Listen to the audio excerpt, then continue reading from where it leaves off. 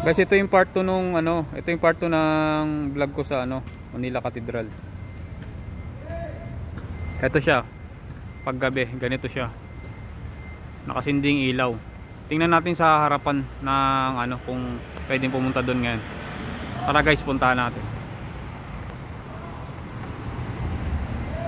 Ito medyo maraming sasakyan pag nung oras dito sa gilid.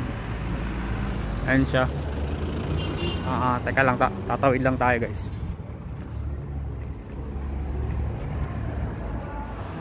Ayan, bali nakasindi na yung mga ano nila, decoration sa Christmas. Ayan. Ayan. Mas okay pala pag gabi pumunta rito.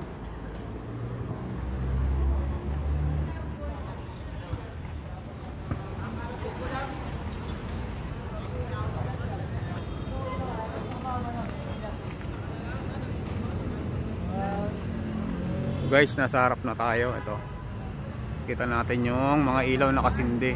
Ayun, yun yung pinaka tower nya. Ito, medyo mas madami pa lang tao dito pagka ano, pagkagabi na.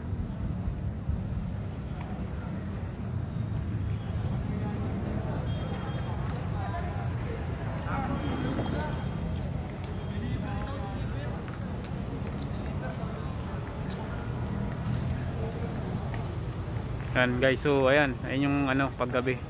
Maliwanag yung ano nya kasi nakasindi na yung mga Christmas lights. Ayan guys.